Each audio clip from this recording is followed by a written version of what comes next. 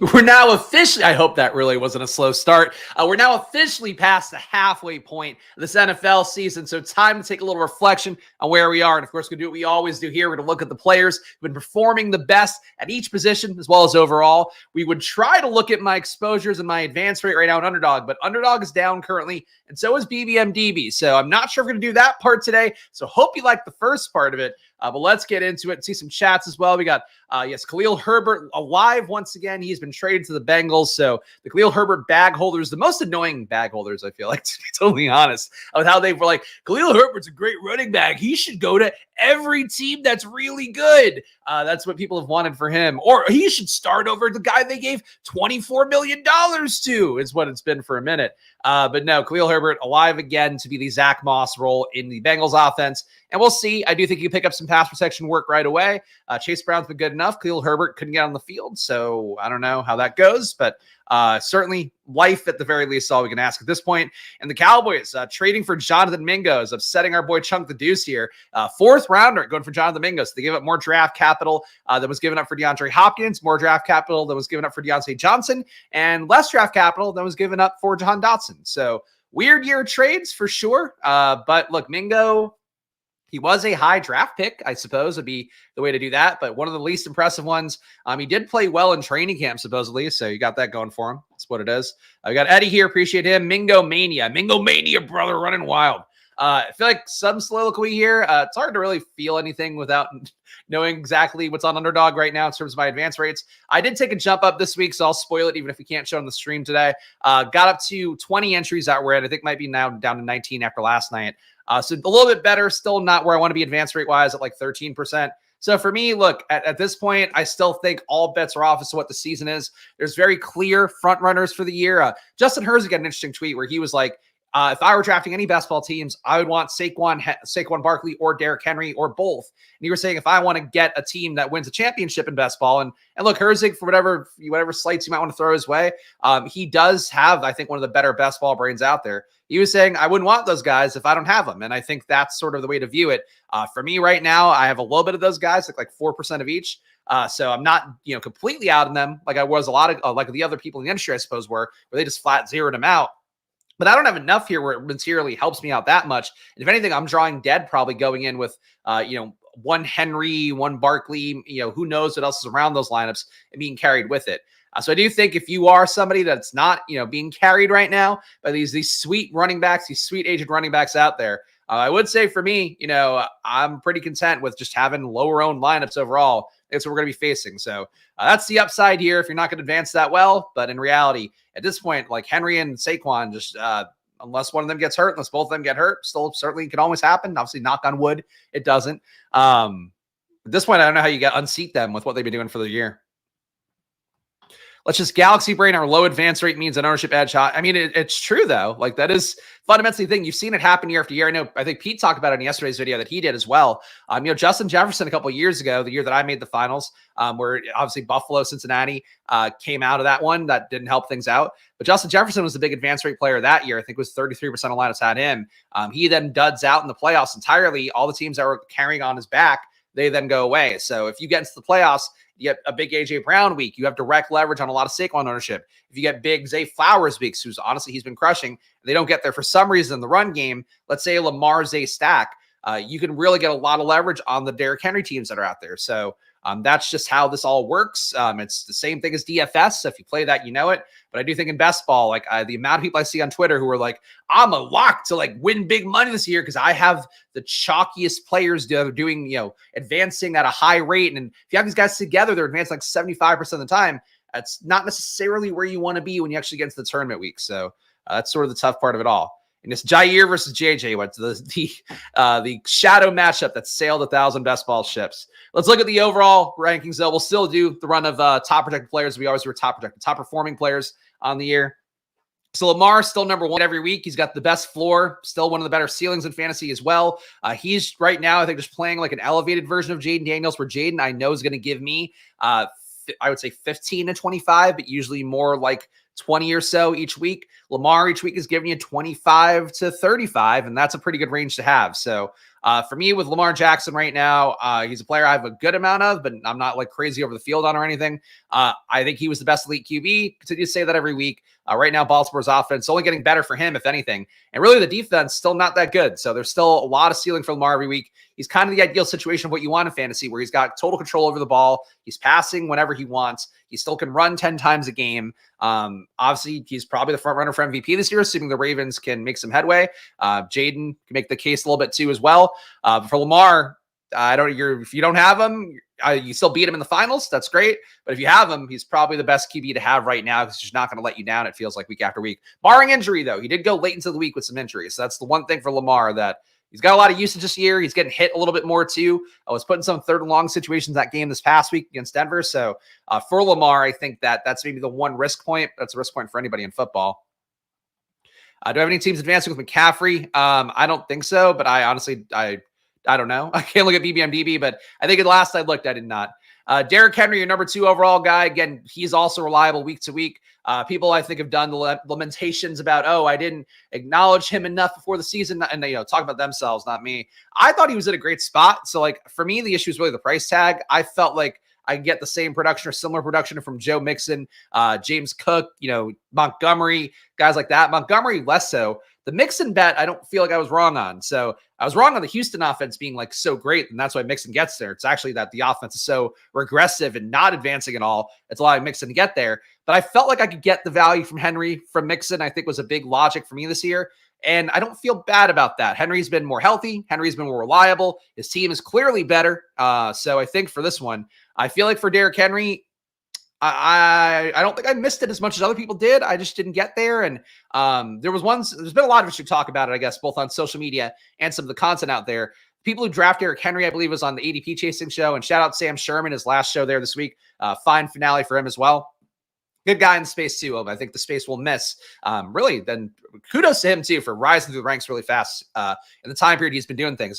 Hearing him talk about it in the show is really, I think, impressive for people out there. Honestly, even people like me that have been in the content space doing various things for a longer period of time. For you guys out there, I hear from a lot of people that are like starting up their channels or whatever, trying to get things going. You want to do it the right way. I mean, obviously, it's a little bit of luck, a little bit of networking too. Following the Sam Sherman route is probably the best thing you do for yourself. But anyway, for Derrick Henry, like they were talking about that one a little bit of just like how they, he's too old and whatever. And then also that players who were drafting Derrick Henry were also drafting Zach Moss infinitely more than Chase Brown. And I do think there is a mentality that goes with Derrick Henry drafters that I think we had thought would be the case throughout best ball season. And I don't want to like bear anybody. If you drafted Derrick Henry, great. You made a great play. You drafted a player who's on a team that's going to win a lot of games and score a lot of points. So there's nothing wrong with that in terms of process. But there was a lot of people, I think, that had maybe not as good of a process drafting Derrick Henry. And it'll be interesting to see how that pans out in best ball, because I feel like, those people are going to be the ones that are like, they thought they were going to win Best Ball Mania because they drafted him. They're going to find out when they get bad pod luck how that goes. It's going to be a really, I think, angry and aggressive few months of best ball. So I had to guess at the playoffs and whoever wins it all. So I would watch out for that. Point being, Derrick Henry drafters love older players, love Zach Moss. Zach Moss now out for the year and maybe more than that with his neck injury. Weird situation with Zach Moss. A weird situation with Derrick Henry drafters as well. Baker Mayfield, his point total looks like it didn't make it in yet for the week. What is everybody just fucking taking the day off today? But Baker Mayfield, pretty good game yesterday. I presume he would be ranked even more highly if we had his points. I don't get why it's not in here, and he's still ranked number 3. I would have thought that he needed yesterday's point total to still be ranked number 3, but Baker, another solid enough game yesterday. Honestly, the Bucs, one of the more impressive teams in terms of like their ability to keep running a functional offense with less and less guys out there. Lose Jalen McMillan yesterday to a hamstring injury, so the chip chasing curse goes on well for another year. But he got the ball downfield. I think the team was still feisty. Stupidly didn't go for the 2-point conversion when they could have maybe put KC away before overtime. But for Baker Mayfield, he's playing about as well as he can. Best late round QB value. Honestly, I don't know what I could have done process-wise to get more of him. Feel like Derek Carr was a little too cozy for me late, but I feel like he was kind of those same players where like him, Geno Smith, like those guys were the best late options, and they just keep putting it up week after week. I would worry about Tampa Bay a little bit. I think they're competitive enough that like they don't call off the dogs, but they're doing this with just like hope and spit and gum and duct tape, and like it's not a lot of functional offense. Really, they're making it work, but I feel like the bottom could fall at any time, which is how it's been running. Bull's such a coward. It's just old school boomer football, I think, and they probably felt like they were playing well enough. The issue is like, A, you're giving the ball to Mahomes. B, the other issue is like, you might not see the ball. So like, that's just the stupid part of it. And you're on the road and your team is like moving the ball well and you're a good short yardage team. Like there's a lot of things that are pretty stupid about it. So I agree with him being a coward, but also like, I think it's more just the coach mentality of like, we're playing well enough. We can win it in overtime. And you don't think about the analytics and the game theory of it all. Hey, shout out Braden being here, and he's catching one live, and now he's becoming a member. So, hey, Braden, welcome to the family. You've been a fine commenter for a while. Now you're here live, and I've got you in my trap. But welcome to the family, Braden, on this day, too, where this is going to be the worst version of the best review show. I can't even look at lineups. Jaden Daniels, number 4. I continue to be happy with Jaden. At a certain point, I have to say, I'm a little disappointed he just doesn't get the full run out of what he could be. Really for Jaden Daniels, like I want him to fucking sling it. And I said this in the Discord over the weekend, certainly was having a few beers. I said it, not calling him a slur or anything, but I was just like, hey man, I wish that Jaden Daniels would just play like I play college football 25. Like just play some fucking air raid, just run around, have some fun, make some big plays, throw it deep, get some air yards going.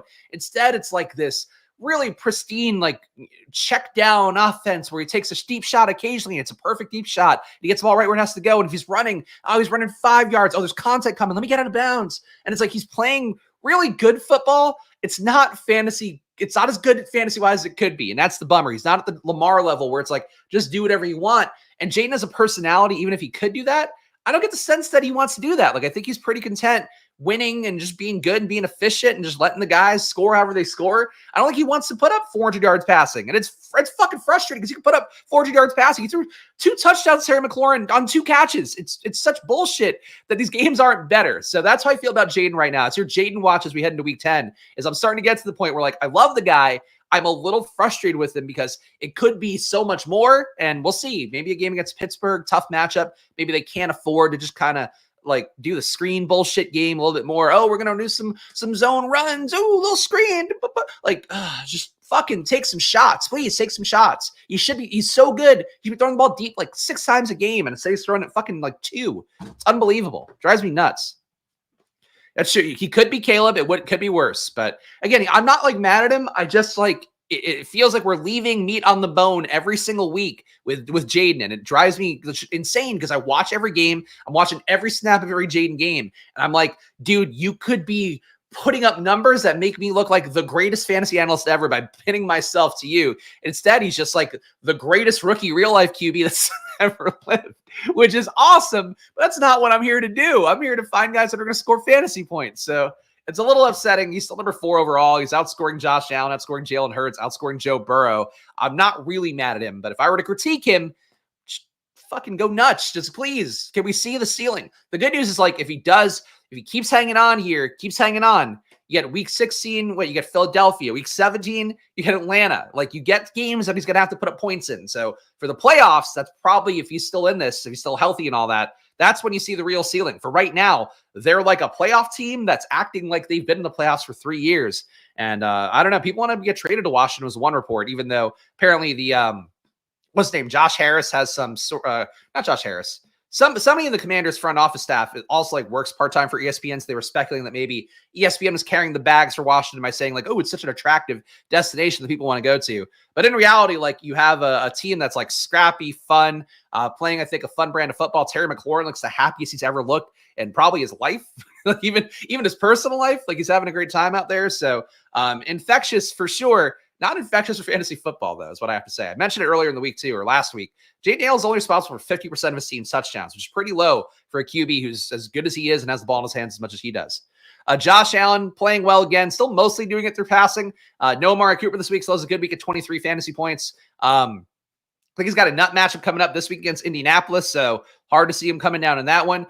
For Josh Allen, I think he's playing well. I'm not sure he's really paying off that elite QB price tag when you have Lamar reliably better than him. When you have Baker, oh shit, drop the football. Drop the football under the table. That's a fumble. Can't look at lineups. Tough day. But for Josh Allen, I feel like the biggest flaw is that he's not Lamar. He's not as cheap as Baker Mayfield was, not as cheap as Jaden Daniels was. You didn't really get a stack partner with him that helps make the entire thing make sense. So for Josh Allen, it's really the biggest flaw. It was a fumble. Granted, like I'm not, the football wasn't on screen, so I didn't have to tell you about it, but just like it fell and it took out part of my wires over here. Joe Burrow, 30 points this week. Ceiling still there for him. I don't really have a critique of Joe Burrow. Odd week for him to get 30 fantasy points, to be honest, given that Jamar Chase didn't do a whole lot. But Burrow getting some pass to Chase Brown. Chase Brown looked like a really good PPR back in that game too, which I do think helps out Joe Burrow. Zach Moss is obviously getting some targets, but he didn't really have juice with it. Brown ran some good routes, caught a touchdown pass in the back of the end zone. Like for Joe Burrow, having Chase Brown as an option there helps him out. But at this point, Cincinnati, the big concern is just that they're really not in the greatest spot to make the playoffs. If they lose to Baltimore on Thursday Night Football this week, they're probably like completely dead to not make it. So I think for Joe Burrow right now, that's really the concern, is that he might give you a few more good weeks. Once he gets to the playoffs, though, they could cough the dogs at some point. That'd be a point of concern. Jalen Hurts, as I mentioned, really post-bye. I feel like this team has figured things out. Jacksonville could have had a bigger game, still puts up 29.9 fantasy points. He's surging right now. I think he's currently looking to me like a player who should pass Burrow, should pass Allen. I think passes Jaden. Probably passes Baker, I would think. The Baker's got a little bit of a lead on him. But Jalen Hurts, I think, is getting his grasp of the offense better. A.J. Brown, the knee injury, not too serious. That shouldn't hurt them too much. The big issue is really that Saquon takes production away from him. So if you didn't have Saquon this year, Jalen Hurts probably has a couple 40-point games, I would think, at this point. Instead, you're getting 20s, 30s now. That's pretty good. So you're moving in the right direction here compared to the 12-point game he had back in week 3. Might get replaced by Khalil Herbert. Look, Chase Brown didn't do anything wrong in that game. He just doesn't hold up as well in pass protection. And I do think too, like I've said it before on Twitter, I think for Chase Brown, the issue is like when he was at college at Illinois, he really didn't do well when he had crazy volume. They gave him 28 touches a game and he wasn't as efficient, wasn't avoiding tackles as much. Here in the pros, he looks like Austin Eckler, and I think you want to keep him looking like that. So even though it's great to get him getting 20 plus touches this past week, I don't think you really want him to get that every week. Like he'd probably be better 15 to 18 a game as his max. So I think Khalil Herbert comes in, takes 5 to 10, but does he do it right away? I'm not sure. He should be able to pass protect right away, but does he know how to do everything after that? That's sort of the tough part. Alvin Kamara at number 8, really good game by him, especially given the fact it wasn't a touchdown dominant one. New Orleans is going to rely on him a lot. The issue for him is really that for New Orleans, there's not a lot of weapons now. If Olave misses time with that concussion, and you can make the case they should shut him down for the year with 2 concussions that both were pretty visually unappealing and frankly, and on TV and whatever. But anyway, for that, I don't know how it's going to go. If it doesn't go with Olave going back out there, though, Cedric Wilson is even banged up at this point. Bub Means was not active this week as well. They really don't have a whole lot left. So for Kamara at this point, I really don't, I don't know, really don't feel like he should be this good again. It was kind of the perfect matchup to be able to do what he did this past week, put up a lot of yardage in a game that wasn't going to get away from him no matter what. But against teams, they're going to put up points, like they just don't have receivers. So for Kamara, that's a problem. And I think for him, I don't see him holding up top 10 rest of the year. Herbert and Chase Brown bags, friendly fire really sucks. Yeah, I mean, I'm not team Herbert very much, so I just get hurt by Chase Brown. But hopefully him just being RB1 helps that enough. And Rip feels bad. Whoa, what are we talking about? Oh, for Olave? I mean, yeah, we'll see about Olave. But Olave, honestly, at least for me, I don't think was advancing very much anyway. He's had a bad enough year that him not coming back in at this point, I think you could just throw those teams out and it wouldn't be the biggest loss in the world. Saquon, despite the fact that people really they're treating him like he's the MVP. Number 9 overall in the year, ping-ponging weeks that are good to bad. So he did prove one thing wrong that I said the other day, where I felt like that Giants game, especially seeing in week 8 how he performed, I felt like the Giants game was kind of his apex, where it's like they feed him the ball a lot, but now Jalen Hurts has a full control of the offense, is going to start to take more of it back, starts to create more production. I do think Saquon Barkley benefited a little bit by A.J. Brown going out in that game with enough time left. Certainly, the count of stats might not fully back that up, but he did have some of his production, his best production after Brown went out. So for Saquon Barkley, I think overall, there's still the down weeks, and that's really the main thing. If you get these games in the playoffs, 11.6, 6.4, 12.6, even 15.6, you have likely lost in the playoffs. So that's where I think we're kind of hoping the Saquon advancers go. If you're a Saquon advancer, you want these games more. So sort of the playoff matchups for him, where you have Dallas, you have Washington, especially in the 2 key weeks. Those are matchups where they should be able to abuse those guys. Dallas in particular, that like no Dak for maybe a month. That defense is already regressing to one of the worst in the league. Like Saquon might keep doing this every week, but I still think playing the hope that he doesn't have this kind of game and has more like this kind of game is still in the cards. So Saquon too, for what it's worth, he did that backwards hurdle. Oh, fucking awesome. Not a good play to make, by the way. You're leaving yourself incredibly vulnerable. So if we're going to critique him again, as I always do, I'm going to do that. But also he did come off and was on the sideline for a little bit and seemed like he was banged up in like the groin area a little bit. So Saquon, I still think too, I would watch for injuries. I wouldn't get too excited yet. But again, if you like I said with the Herzig thing, the Herzig tweet, if you got Saquon, you got Derrick Henry, great. You got the two best RBs that are carrying a lot of teams right now. You just have to be aware of the fact that like, hopefully you have some unique stuff around that because you are in a morass of like what is currently driving everybody to great advance rates. And that's something that's not the best. Even though it feels like it's the best right now, you don't win money right now. Geno Smith at number 10. Geno, honestly, he and Bo Nix, two other late QBs. So this is really the big issue for your Josh Allen, your Lamar, all that, is you could have right now a 3 QB lineup where you got these guys for free with Geno, Bo Nix, Derek, with Baker Mayfield as well. And the issue is like for Baker Mayfield, you probably have Godwin and Evans. For Geno, Metcalf missed some time. You lost some EV there. Lockett's been kind of a bust. Bo Nix, none of the receivers are getting there, even though fucking Troy Franklin had another 50-yard touchdown he could have had. It was wide open for, and Bo Nix missed him. But Bo Nix, like, these guys are all giving you usable QB weeks. So the part of this, too, is, like, these guys are hurting Jaden Daniels. That's part of why, to me, I feel like Jaden Daniels hasn't popped as much. Like, my advance rates with him aren't that much better than without him. So I think, like, these guys are kind of impeding everything at QB, but in particular, impeding everybody early, like Josh Allen, like Jalen Hurts, like Joe Burrow, like Jaden, and even like Lamar. Just really good value late at QB, which I thought was there. Just getting the right combo of those guys was maybe a little bit tougher. And frankly, Bryce Young is still alive too.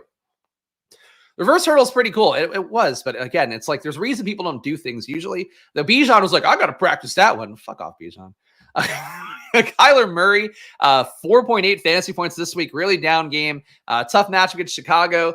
Kyler, we've seen him be a little more reliable on the upside. Now we get the downside. I don't really know what to expect with Kyler moving forward, honestly. Like, it seems like some weeks they figure it out and like, hey, we got to pass more. Let's get McBride involved. But then there's plays too, like this past week where Trey McBride wide open the end zone for his first receiving TD of the year. He's fucking jumping around, waving his arms. Kyler just doesn't see him because he can't see over the pile at the goal line. He just has these plays where it's like he's still he feels worse than a lot of QBs in football sometimes, even though the results have been, not that bad. So you're getting good matchups on the home stretch for him. No issue with Kyler. He can be a player that's not advancing crazily high, but sneak in the playoffs and give you a big game. So I still like having Kyler equity at this point. Strong play at number 12 overall. Brock Purdy, stacks get a little bit less appealing. If you had Ayuk, get him obviously with him being out for the year. You do have the Debo combination, him and Kittle working pretty well. So Brock Purdy, I would not sleep on him winning everything in BBM and every best ball tournament when you get to the week 17 of it all. Trevor Lawrence, Kirk Cousins, top 15. And frankly, Aaron Rodgers surging to top 16. For the non-results they're getting in real life, and really it's not enough to justify all they've done for Aaron Rodgers with what they're getting as a team. He's doing it fantasy-wise. Moved ahead of Sam Darnold, scored more than Bijan Robinson, Jamar Chase. Aaron Rodgers, got to give him credit. Not a good team, but fantasy-wise, he's now viable. Top QBs overall, you basically saw these guys we could skim through fast. Lamar, Baker, Jaden, Josh Allen, Joe Burrow, Jalen Hurts, Geno, Bo Nix, Kyler, Brock Purdy. Trevor Lawrence surging down here. I skipped over him in the last one. Losing weapons, but getting more reliably competent, which frankly could be a good sign for his growth as QB. The bad sign for him and his growth as QB is that the entire coaching staff is going to get fired, as I pretty much thought would be the case. But Jacksonville, dog shit team. Defense sucks, though, so he's got to throw in every game script. And now the team seems to be acutely aware of that. So you're getting a more aggressive passing offense. And the issue is, like, again, if you had Christian Kirk, dead, sucks. Brian Thomas still has hope, but he didn't look the same banged up this week. We'll see what happens on the home stretch. Another team, too, that, like, playing for nothing at this point, really.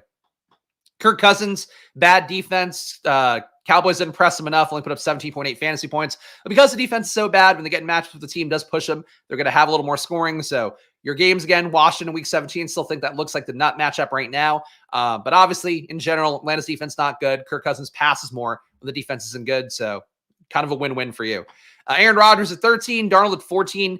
Darnold feel like a really unimpressive run, even though fantasy-wise it doesn't look like it. That said, did feed Jefferson pretty well. He should have had a bigger game against Indianapolis, to be honest, but 21 points for Darnold, you'll take it. And Jared Goff, the Lions are just too cute right now, which is the issue. If you pick Jared Goff and you made the bet on a good team, which is the main thing in fantasy you should be doing, if you made Jared Goff, Amon-Ra bets, Sam Laporta bets, those teams aren't good right now. So tough.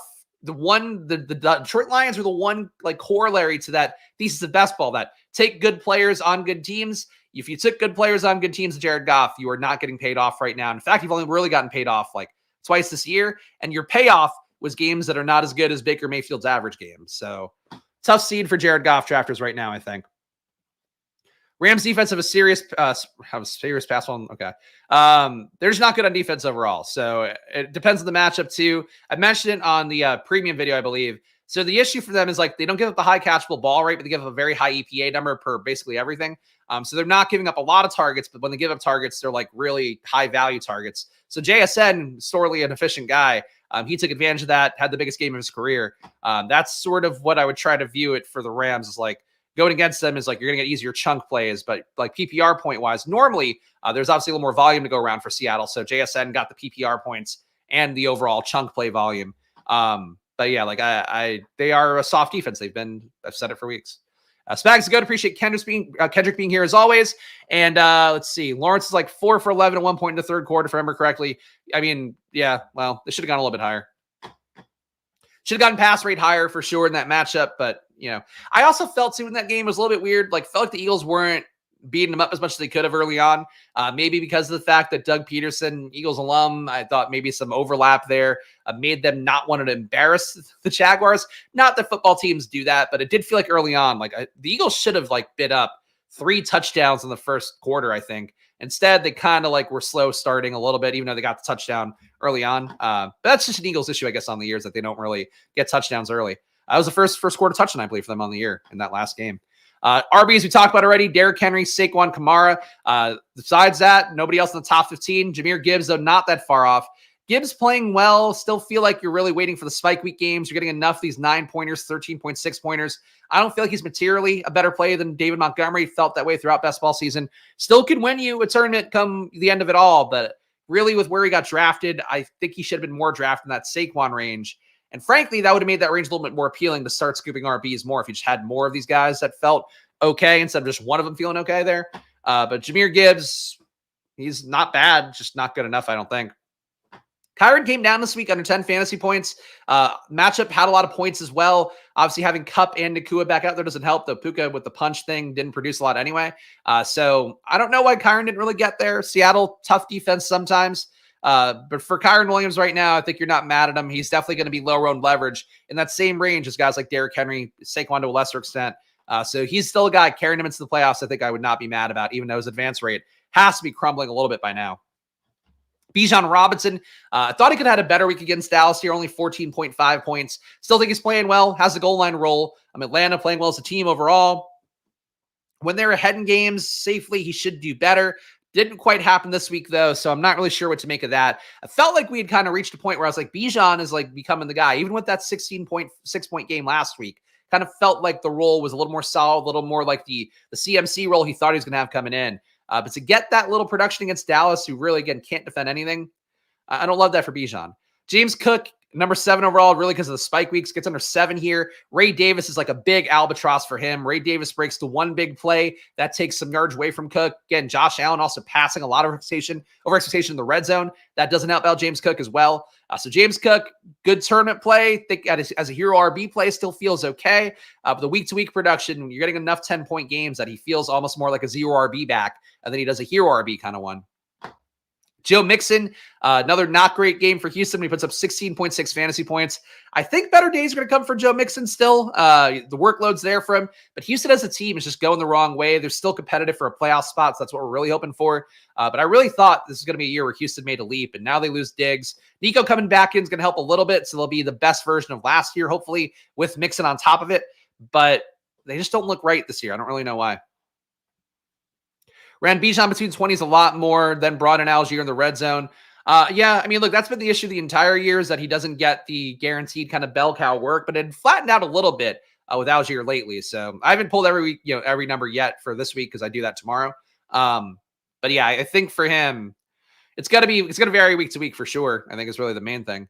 Chuba Hubbard playing well. Seen some Twitter discourse. I think actually our guy Tyler Emo Cowboy was going on Twitter about people who bashed Chuba Hubbard and said he wasn't a good play. I still thought like if with where Jonathan Brooks is getting drafted, it was sort of an either or play there where if you're going to take Brooks at a good rate, I felt like taking Chuba, you could take an equal amount back, but like just the ADP of Brooks was sort of indicating that there was a lot more confidence in Brooks. And really, if there was confidence in Brooks playing, like Chuba shouldn't have been getting drafted that much at all.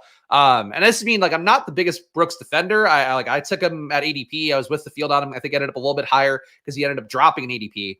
But like Chuba, I think is a play that it really just speaks more to the ambiguous backfield stuff. Same thing for Madison and Vegas. It has to apply to every team. Like if it's a new coaching staff, if it's a new situation overall, like you could really draft either RB and you should probably draft them in equal parts and maybe not make that big of a stand. And the flip side of that is like for Dallas, I did that with Zeke and I was like, you know what? I'll take Dowdle when he's a cheaper back. I'll take Zeke when he's a cheaper back. Ended up with too much Zeke. For Chuba, I feel like I would have felt that way or had that concern if Brooks had played at all. At this point, Brooks might just hurt his work down the home stretch. But Chuba's been good enough that he's not going to give all the work away. He'll still probably be viable enough. He might still be the red zone / goal line back for them. So how much that matters for Carolina with this offense, I don't really know. But I think for Chuba, and frankly overall, it's just a reminder that like ambiguous backfield guys, just take them both equally and try to really be agnostic about it because any outcome can hit. People always want the younger guy to hit, but it's not always the younger guy. Sometimes the vet establishes themselves and then gets a lot more goal line work, even if it is a split time field or timeshare rather. And backfield, Trey Benson would be one example. People want to root for the young guy, and it's like, no, Connor's trusted, and he's got a goal line role. So I think just being a little more mindful about ambiguous backfield is kind of the key thing there. And I guess technically, the Connor one wasn't an ambiguous backfield, just that people wanted the young guy to lap James Conner, and that hasn't happened. Josh Jacobs here, number 10, 10.8 fantasy points this week. Not a great game for him. Still think I felt the same way about him. He was not a popular pick for me. Felt the same way about him and Mixon, where I thought they were arbitrage versions of Derrick Henry. They're not. They're just not as good week to week. You can see with Jacobs' results in particular. Mixon, at least, like he missed time. Jacobs just had like bomb games a couple times in the year, or enough times in the year. That said, Green Bay still a good offense. Just too many receivers there, and frankly, the offense maybe not as good as it should be. So that's really the biggest issue for Josh Jacobs as your number 10 RB right now. James Conner, ceiling isn't high as it should be, to be honest. The work is great. Still getting about 20 intended touches a game, but it should be better for him. I think he's a good part of a zero RB build, but it has been great. David Montgomery, same thing. Last couple weeks, he's just not spiking the touchdown upside quite as much and the yardage upside at the same time. So Gibbs has been okay. The Lions are just too cute right now. They're really enjoying, they're just drawing up shit to amuse themselves, it feels like, week to week. And as a result, they're not getting concentrated production for their key guys. So I still like Montgomery, but they need to just fucking stop the bullshit and just run a normal offense for a week. It could be nice to see Detroit do. Chargers, number 13 with J.K. Dobbins. Dobbins has a good week here. Again, some chalk going to Lad McConkey. You play Dobbins. Some chalk going to McConkey. You play Dobbins and Quentin Johnson. Some chalk going for Dobbins. You then play McConkey. Just the Chargers are just going to fuck with DFS players every week, but they are passing more. Passing more is probably going to help Dobbins out. He can't get there just through the crush of volume, so having a more efficient offense around him probably helps him out. Fact he's still healthy alone is a godsend, so Dobbins doing it. Maybe Gus Edwards takes some work away, but Dobbins looked the best he's looked, I think, in a few weeks this past week. Before that, I was kind of worried the juice kind of running low. This week, thought he played about as well as he could, and obviously the fantasy total backs it out. His highest total of the year, in fact. Breece Hall, number 14, the disappointment. I think, can we agree now? Breece, a disappointment. I wasn't on him. I don't feel great about it. I don't know that, I don't know that he can't salvage things in the playoffs for you. The issue is, your chances of advancing him in are getting lower by the week. He's getting dusted by so many guys who were cheaper, so many guys who were more expensive, so many guys with the same price tag, including Bijan. That was a 1-to-1 choice. I had said I favored Bijan. I did favor Bijan in drafts. Some people out there greatly favored Bijan. I know Nez from the Badge Bros had him substantially higher. So Breece Hall, if you sneak him in, I think there's hope. I don't know if you could sneak him in. Kenneth Walker, tough couple of weeks here. I think him losing DK Metcalf, I really thought, and this is really my blind spot for JSN this past week, our thumbnail boy. For JSN, having the big week, it made sense in the matchup. Again, Rams D not that good. But I thought losing DK Metcalf was going to really crush that offense, and it looked like it the first week without DK Metcalf. I think in reality, what it does is it crushes the offense mostly for Kenneth Walker, because you're not getting those downfield shots where Metcalf at least draws a PI, maybe catches it, gets stopped at the goal line, gets stopped in the red zone. you missing those plays and just lacking the player also to spread it out. So you have to have the safety kind of covering deep and accounting for Metcalf. They're not doing that for Jake Bobo. They weren't doing it enough for JSN even. So like as a result, just a little more of a crush of traffic up front for Kenneth Walker, and he can't get there. So for Kenneth Walker, I think there'll be better weeks to come with Metcalf is back in there. Though weirdly, ESPN had Metcalf in like a trade article, which I've never heard anybody talk about Metcalf being traded. So I don't know, maybe some smoke fire there, but probably not.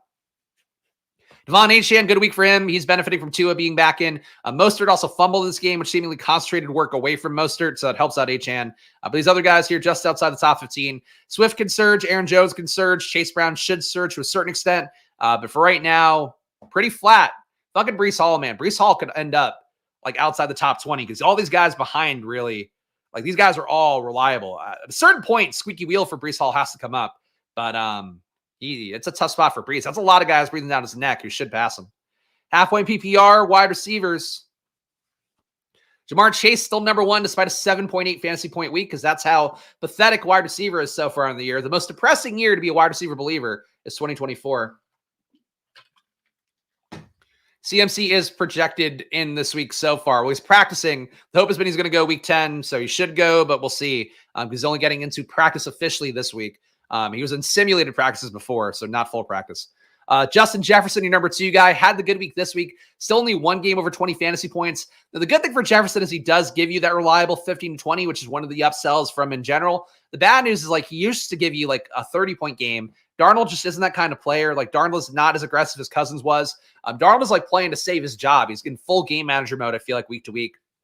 So for Jefferson, you're not getting those highs either. And you have Aaron Jones, who is worth the goal line work. You have ways to get away from Jefferson now that Hawkinson's in there as well. Josh Oliver caught a TD this past week. So for Jefferson, still probably not killing you advance rate wise, still can spike in the playoffs. But like his spikes, like he's got less spikes than Garrett Wilson. So I kind of think that says it all. A guy who didn't want to be compared to Garrett Wilson, he's getting outscored by Garrett Wilson a lot of weeks this year, even though Garrett Wilson's still behind him technically. Garrett Wilson at number 3, thought he'd be dead in the water with Devontae Adams back. I don't know that 1 week does it, but still 2 down weeks here. I still wouldn't have the most confidence in Garrett Wilson, but 3 out of the last 5 over 20 fantasy points is not bad for him. And frankly, play of the year with the one jump man catch he had in the end zone. So for Garrett Wilson, I still feel like I was right about the Jets offense part of it, but clearly I think I have to adjust my view on things where an offense could be fucked up and chaotic and whatever. You can still have functional fantasy producers from it, and Garrett Wilson right now is a functional fantasy producer. I don't know if he's still worth that 1-2 turn, and I think that was really my big critique of him throughout best ball season. But he's paying it off, I think, relatively right now, and him versus Marvin Harrison, I know people are down on Harrison. I don't think Garrett Wilson versus Harrison in week 17. Like I'm okay with that matchup. I'm okay with him versus Drake London. I'm okay with him versus Nico Collins, who came a little bit later. If you're reaching for Olave, Devontae Adams, less so. But I think for Garrett Wilson, he's in the hunt with all those guys. So that's more credit than I gave him, I would say. Even though I do still think he was not really a first rounder. He's more of like a 2, mid 2 would have been great. CeeDee Lamb at number 4, thought this would be a get right week for him, or rather a reassertion of this team learning things from the bye and realizing we have to feed CeeDee Lamb over and over again. Instead, it was just like a game from hell for them where they should have been able to produce more against Atlanta. They weren't able to. I think Dallas, Cooper Rush has fed CeeDee Lamb well in the past. You have a faint shot they could try out Trey Lance out there, but I think it might be to try Rush first. If Rush is just completely dead in the water, then they'll try out Trey Lance. But for Lamb, I don't know how this goes for him. I don't think Dallas is just not going the right way. Dallas should honestly be playing like they don't want to win games right now, like at this point.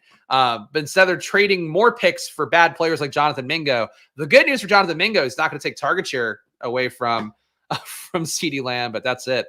Has it been announced how long Dak will be out? He's week to week right now, but it sounds like they said it was a multi-week injury. My assumption is like a 4-week hamstring, but could be 2 to 4 weeks if I had to guess. Drake London, number 5. Not great games from the last 2 weeks. Drake London felt like should have been a little bit better. I thought he had more points on DK. Maybe that's because of the PPR. He had that many PPR receptions? Anyway, Drake London, under 10 fantasy points and halfway PPR, not that good. Wide receiver 5 on the year. Still think he's in the hunt, really, to give you a spike week at the end of round 1, round 2. Get a competitive game week 17 against Washington. I'll keep saying it because it actually does matter quite a bit. For Drake London, I think he's in a good situation overall still. So he's not killing you. He's not maybe helping you out as much as he could. You want more games like this one. It sucks that his only big game was the game where Cousins threw for 500 yards. Kind of makes you feel like London and Mooney are a little bit more to one, because Mooney at this point outperforming him, frankly, more than often enough.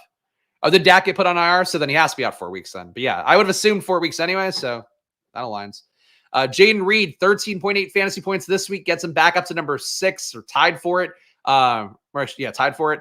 So Jaden Reed, I don't know. I have a lot more faith in my boy, Terry McLaurin. Terry McLaurin, two touchdowns and 2 catches.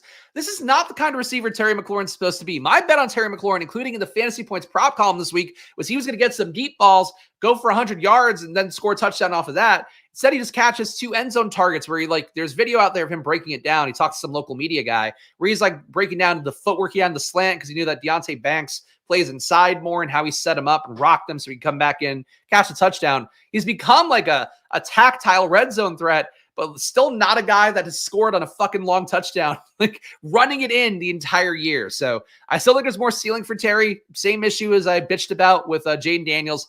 Happy he's wide receiver 6. He's certainly paying off that part, but much like Jaden, he's just not giving me big enough scores. He's creating distance. And again, Jaden Reed is basically the same ADP. He's not that far off him. He's barely had a Chris Godwin, who's been out for 2 weeks now. So for Terry, that's sort of the downside, but he's paying off where I drafted him, and my love for him just feels like it should be better. Brian Thomas Jr., 5-point week this week. This team feels like it's going the wrong way. Him being banged up, not great either, playing through the rib injury. Could be something that lingers for him a little bit. Still think he's the most talented guy. With where he drafted him, he's probably paying off a lot better than a lot of guys. What you have to worry about, though, you do have Ladd in that range. You do have Hopkins for a lot of the year in that range. Those guys are starting to put up some more big games. So Thomas, I don't feel so cozy about in a Jacksonville team that's absolutely going the wrong way. Zay Flowers spikes this past week, biggest game of the year. He's shown signs of big games before. What was it, against Washington, where he was killing it in the first half. They just went away from the second half.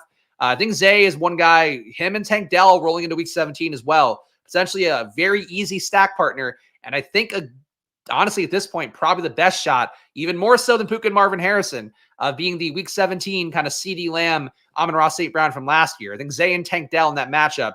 2 defenses in particular, Baltimore's not good. They're going to have to put up some points, you would think, as long as Houston does their part, which at this point you can't guarantee. But Zay, some concern Deontay Johnson takes some more work. Bateman can still take work away. You have the tight ends there, but I think Zay feels pretty good right now. Cowboys are so fucking dumb. I can't stand it. There. I mean, look, at this point, I don't know. It's tough to be a Cowboys fan, I'm sure. And granted, I was one when I was a kid. I lapsed fandom at this point. I would say that, oh, that's right, Nico will be back. Good point. But still, Tank is now the wide receiver 2. The stack still works, but Nico obviously, yes, would be target number 1 in a Houston-Baltimore game. And hopefully he'll save Houston's year as well. For the Cowboys, I don't know what your hope is, because you really just need a new front office staff. I thought they approached the RB thing interestingly this year. The issue is they should have brought in, even if you want to bring in Zeke, you could have Rico, Zeke, and I don't know, and fucking Bucky Irving would have been a fantastic fit for them, or anybody in that draft really would have been okay. Even Trey Benson, try him out. That's the issue, is they played the Moneyball RB thing, but didn't play it, the real upside way. It's because there's not a smart team, and you need to either listen to your smart people or hire more smart people with real voices there. So, and I don't think they're going to do that because they just keep having their family run things. So that's the Joneses for you. That's how it goes. Should be selling CD for how long, how bad it's turned. Depends what you're getting back. I'd probably hold, because you get a shot here that he has the first game where Cooper Rush is out there. And Cooper Rush has fed him, I think, 33% target share kind of numbers based on what I saw on Twitter. So that was last year. Last time Cooper Rush started with Dak out for a month was 2022. So I think there's a shot that CD's still useful. So I would maybe wait until that. If he has one good game, then try to sell him. But if you're desperate right now and you need to make a run for the playoffs immediately, trying to get a couple pieces there wouldn't be the craziest thing in the world. I do tend to believe in standing pat. It just depends.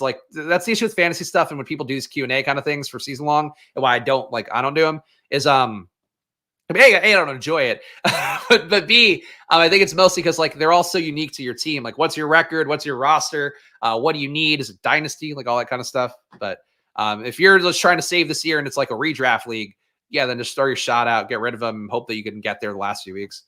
Amon-Ra, number 11, just not playing as well as he could, honestly. But again, the Lions offense, talk about it enough here. They're just getting too fucking cute. Darnell Mooney up to number 12. Did not see this coming, I have to be honest. Even with the Kirk Cousins stuff, I didn't think he was going to be the best version of like an X kind of, the sacrificial X receiver is what people call it a lot on Twitter. And that's not what he's been. He's been running those downfield routes, still getting targeted on him. Decent rapport with Kirk Cousins. The down weeks are not great, 7, 5s, 2 week 1. But he's giving you enough 15s to 20s in this NFL and 127. And frankly, again, going to that last week of the season against Washington, Darnell Mooney could legit be the BBM winner this year, and it would not shock me. It was how he's playing right now in that matchup. So Mooney, he's crushing. He's crushing right now. Nope. JSN at number 13, 33.5 fantasy points here this week. For JSN, honestly, probably the best game he'll have all year, to be my guess. DK Metcalf not being out there, a really big thing for him. For Metcalf, the downfield target's really going to always dominate things with how this offense should run. So for JSN at this point, I think that he had his best game. People are going to chase it. I probably wouldn't do that. Still think he's in the hunt for the rest of the year, especially if Metcalf were to go back out. Like, you now know what that ceiling is.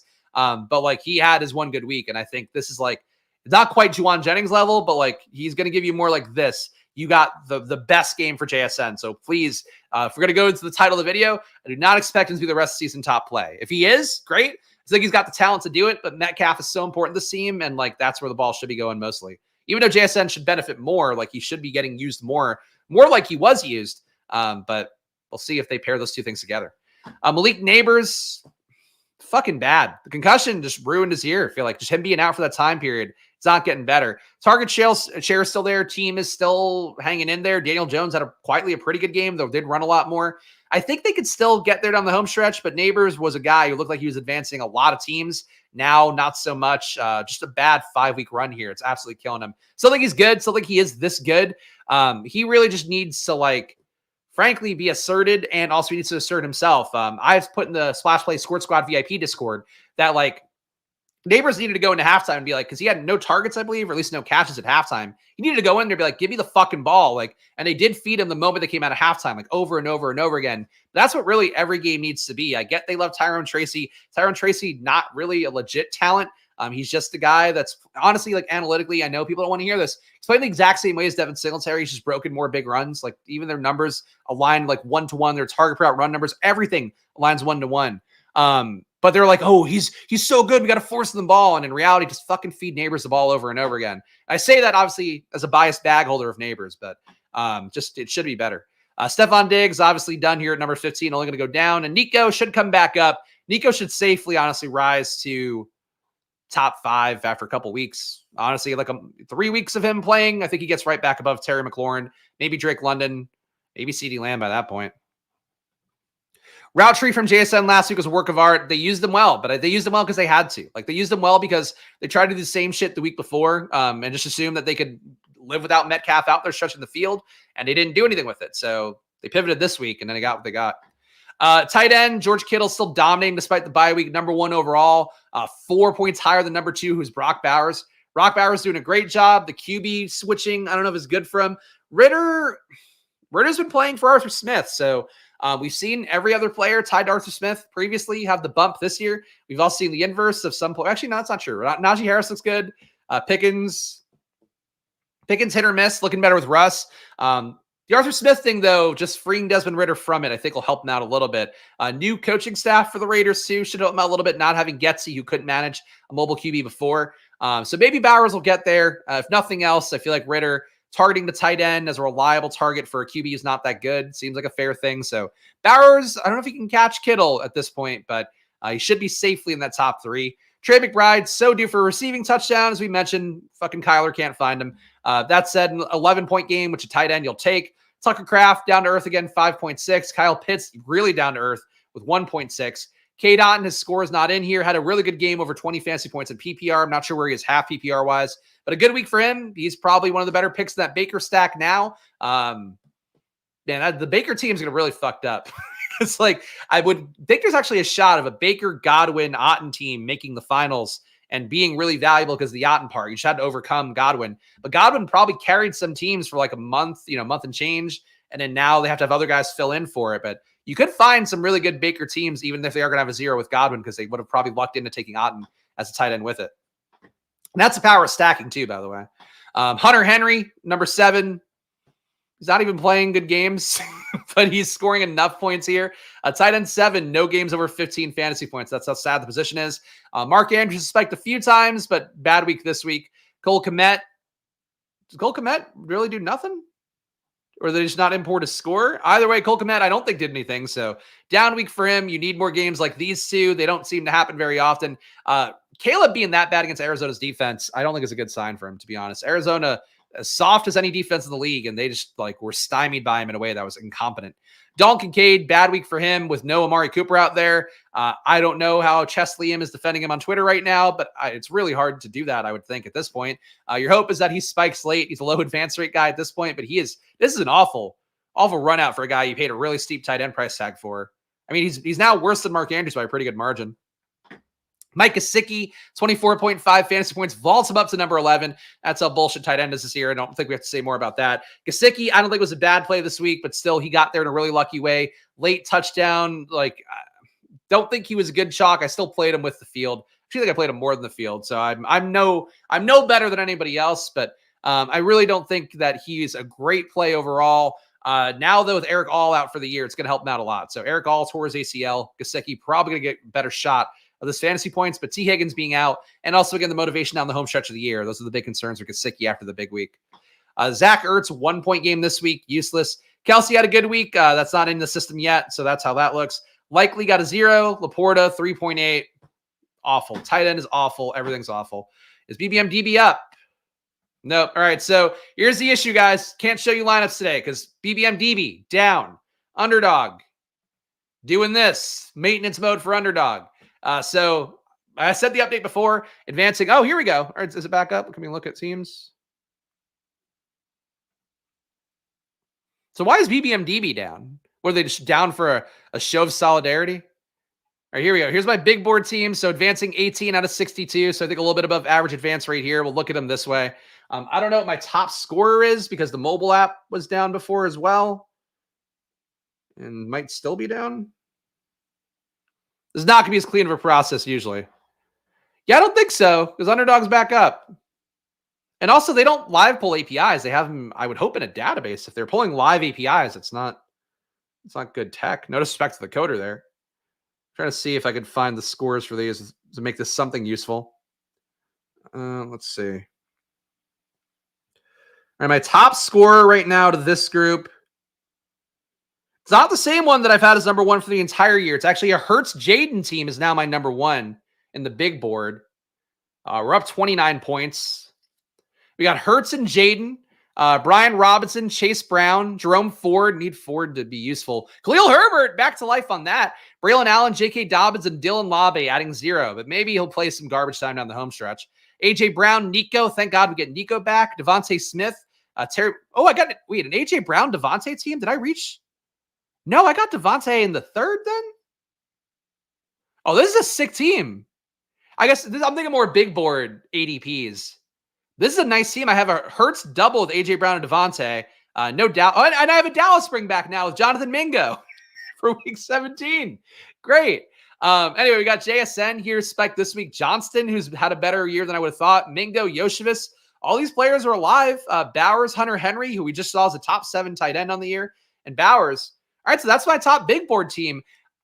Look, I'd be happy to win the big board. I would like to win BBM more, but I'd be happy to win the big board. Other gold teams here. She spend the next hour yapping about the election. I've learned it's not worth the juice. You guys know what I believe. I hope people make the right choice, but obviously choose what you got to do. That's America for you. What if Mingo so you need week 17? That would be the most fucked up. That would be the unequivocally most fucked up outcome of a really fucked up year. Is if Jonathan Mingo puts up like 25 half-point PPR points in week 17 as the bring back to a Philadelphia stack. would really fuck with me. Here's what I drafted against Pete, where I do have Saquon. We got Caleb, Jaden, JJ McCarthy. Rest in peace, my sweet rookie boy. Saquon, David Montgomery, Brian Robinson Jr., Jerome Ford, Marshawn Lloyd. If Marshawn Lloyd isn't active after Green Bay's bye this week, I'm going to fucking go to Lambeau and yell at somebody. I'm going to yell at anybody in the immediate area of Green Bay. We got Bucky. We got Tank, though. The team not dead despite Jerome Ford and Marshawn not really pulling their part. We got Jefferson, Neighbors, Keenan Allen. Keenan Allen needs Honestly, he needs to fucking get traded just to give him a shot at not being a fat, useless piece of shit again. That Chicago is just a disaster for everybody. Terry McLaurin, Addison, Watson, Marvin Mims adding a flat 0. Jonnu, Jatavian Ertz, awful tight end room, but that team still technically counts as a team. Anyway, here's the one I drafted with Pete, the drunk stream we did. This one's still technically in the hunt in the big board. Joe Burrow, I mean, in the hunt, it's advancing right now. Top 3 advancing the big board, in case you forgot. Joe Burrow, Jaden Daniels, Bryce Young. Bryce Young contributing no points to this team so far. Achane, Brian Robinson, Gus Edwards, sad. Chuba, Rico, Keaton Mitchell, back in practice. Tank Bigsby, all right. Amon-Ra, T. Higgins, yikes. Cooper, Deontay, A.D. Mitchell, Pearsall, Yoshevich, and Luke McCaffrey. Sad. We really fell apart here down the home stretch. Pearsall could have some weeks, though. Laporta, Kate Otten. All right. I don't know. Maybe that team's alive. These teams don't look awful. What sick unstacked Hurts? Just out of curiosity. Hurts, Caleb, Bijan, Swift, Brian Robinson, Ford, Gibson, Irving, Hill. All right, not a bad RB room. I don't know if I'd call this sick in hindsight now. Moore, Tank Dell, Cooper, Watson, Mooney, Leggett, Noah Brown, Rondale Moore. Oh, man. Brandon Rice. Double O, man. But Pitts and Njoku. These teams aren't bad. I don't feel bad about my big board exposure. All right, we can live with that. And then down here, yeah, so we got 19 out of 150 advancing right now. So still not good, but looking a little bit better. I didn't pull all the numbers beforehand, but as of before Monday Night Football, it's because I do, again, I'm trying to count the ones that are like around just so I have a read on how worried I should be. So right now I have, or at least as of, again, before Monday Night Football, I have 45 lineups within 50 points of advancing. So that could be ones that are either I'm ahead or ones that like I'm still within 50 points of the number 2 spot. So that feels okay. 10% of my lineups as of Monday Night Football were in second place. Only 3% were in first place. So I'm really low on first place teams, which doesn't shock me with how the year has gone, but it does feel low even by the standards of how this year has gone. We've got 5% in third place, 14% in fourth place. So I'm hoping there's some surgers here, maybe. But I'm not really sure how it's going to go. Last week I had a shitload. I had like 25 in third. I might have even more than that. I had like 25 to 30 in third place. This week I've got less in third place, but they're shifting around. Some going up, some going down. So I'm deeply in the morass of things. Thoughts on JT? He didn't come up because he's not a top scorer. I don't feel great about him, to be honest. I don't think that Joe Flacco is really the fix that they're looking for. But I would say for them, I think he's going to get a better shot at rushing touchdowns relative to when there's those opportunities, but I wouldn't be stoked about him. He can hit, but I don't think he's like a play that I'd be like, oh, this is going to change my outcome for the year. In best ball or in anything. I think your hope would really be that like he gets some good matchups in the playoffs that result in Flacco throwing for yardage, but not actually passing for touchdowns. And that can happen. So, but yeah, the early results certainly not looking good, but Minnesota's a tough defense. What teams to look at here? What's the top scorer for me? Hold on. I have to pull up my phone again. Sorry. It's harder without BBM my top scorer. Man, all my scores in BBM, a lot of 1100s and not much above even like high 1100s. I think one of my highest scorers might be a second place team. Yeah. Okay. This is my highest score is in fact a second place team. It's this one. Washington 0 RB sniped Seattle. So I'm behind 5 to first place here with Jaden, Bryce Young, Derek Carr. God, this looks so much better in week 2. Kenneth Walker, David Montgomery, Zamir White, Zeke, killing the seam. They did give me gave me more points than Zamir White, so more power to Zeke there. Bucky Irving, CeeDee Lamb, Devontae Smith, DK Metcalf, McLaurin, Hollywood Brown. Oh, man. Dobbs, Mooney, filling in well for the lack of Brown. Cole Kmet, Otten.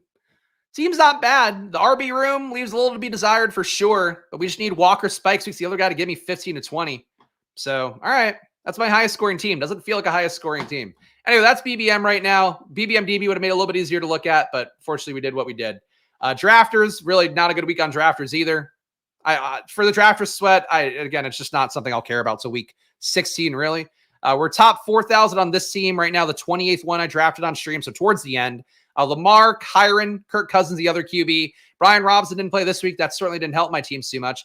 Jonathan Brooks, Ray Davis does help. Justice Hill adds some points. Estime hopefully finally gets work after he broke a 20-yard run in garbage time after we were told he would get more work this past week. Jamar Chase, 11.3 fantasy points doesn't help out too much. Drake London, 10 doesn't help out too much. Zay, the big week. Khalil Shakir, an okay week. JMO, still suspended. Is he going to fucking go to jail? Who knows? Darnell Mooney, 16.8 fantasy points. Tyler Boyd, useless, 0.3. Josh Reynolds, useless with the hand injury and getting shot or something. Van Jefferson, Kyle Pitts. This is not a team that wins at all. Ben Sinnott. Hey, Ben Sinnott outscored Kyle Pitts. I didn't even realize. Big week. The team I drafted with our guy Robert Griffin III on stream. I'll show that, and I'll show my worst one as well. Jaden Goff and AR. AR makes the roster this week. The original AR. The only AR who's starting in football right now. Sad to say it. David Montgomery, Ramondre. Good week for Ramondre. Eckler, not a bad week. Is chalk as well. Algier, Herbert, Bigsby. Hopefully Bigsby will have some good weeks, but man, their usage for the RBs at Jacksonville's really fucking stupid. CeeDee Lamb. See how that goes. He's got an AC sprain as well, so hopefully he'll play this week. But I think he's supposed to be okay, but definitely he could fucking fudge his way out of it if he wanted to. Chris Olave, concussed, brain bleeding, no good. Devontae looking okay. Amari Cooper out this week. JMO out this week. Josh Downs gives me 12. Naylor, respectable 7.7. Lazard on IR. Laporta not good. Jonnu, fucking these teams. My drafters teams, I know I didn't take any Saquon and Henry really, so I'm just suffering because all these teams up top have to be Saquon and Henry. My worst team on drafters, Kirk and Stafford with Bryce Young. QBs could be worse. Pacheco is killing the team. Zamir White absolutely killing a lot of my fucking drafters team. I know I got him as value a little more than I should have. Jerome Ford not helping out either. At least he's back in the lineup. Javonte Williams, Blake Corum, Puka. Harrison puts up 3.4. Not helpful. Zay helps. Deontay doesn't. Samuel doesn't. DeMarcus Robinson helps a lot with 27.4 fantasy points. Is this a second straight week with 2 touchdowns, or 2 out of the last 3 weeks he's had 2 touchdowns? Fucking insane for DeMarcus Robinson. Jalen Tolbert gives me 11. Yeah, drafters, I don't see any hope for drafters. Number 1 scorer overall in drafters is this guy. Terry McLaurin on it. Hey, Jaden McLaurin. Good for him. He's got Jaden, Kirk, Darnold, and Fields. A 4 QB lineup is your number 1 scorer right now in drafters. Jahmyr Gibbs, so the early RB, another RB early with Henry. Kamara, fairly early RB when you have these 2. Najee Harris, also an early RB when you have these 3, let alone 2 of them, let alone 1 of them. Chuba Hubbard, he's hitting. Jamal Williams is not hitting. Jefferson doing just enough in PPR. McLaurin, as we talked about, top 6 receiver somehow. Brian Thomas has been doing a lot, but not this week. JMO, oof. This is an awful receiver as well. My God. This team, I would have never drafted this team in a million years. Is I guess the one solace I have for drafters right now. Anyway, guys, that's the video for this week. Sorry I didn't have BBM set up. I feel like that's a big part of the show, and we look at the other streamers and all that, but hopefully be back on it next week. Please do support the show here. If you watch this video, you're watching like the most niche of niche. And if you enjoy this content, you'll enjoy everything else I do here. Of course, Monday to Friday at 11 a.m., Sundays at 9 a.m. with the Final Takes video, and also Monday to Friday on the Splash Play NBA channel. So check that out at Splash Play NBA. No NBA slate tonight, so no video on there today. Coming back tomorrow stronger than ever, and my NBA takes have been solid. Yesterday's honestly probably the worst day overall for it. But that's, it's going to happen sometimes. Underdog, promo code SPLASH with $1,000 in bonus cash. Stochastic, 15% off, link in the description. Unabated, not only the links in the description, but use the promo code SPLASH there for $30 off for their prop tools and betting tools. Lots of great stuff in Unabated. Solver. Thank you to the members. Got to add our guy Braden on. But thank you for supporting the show. Please support the show down below. $4.99. You get access to my data sheet, VIP Discord, and of course, you get a special treatment here. You help me put on the show more than anything, really. Like, that's the biggest goal here. If we got to 1,000 members, the math and everything would make a lot more sense for me in terms of doing the amount of work I have to do. So please support the show. Join down below if you enjoy this content. And hey, I'll be back on Thursday with more. So back tomorrow for NBA on Splash Play NBA. I'll also be doing the deeper dive on Stochastic tomorrow. And hey, happy election day. Let's all be peaceable. Let's have a good time. Question mark. See you guys again soon. Good luck no matter what you're doing. Enjoy your days. Bye-bye.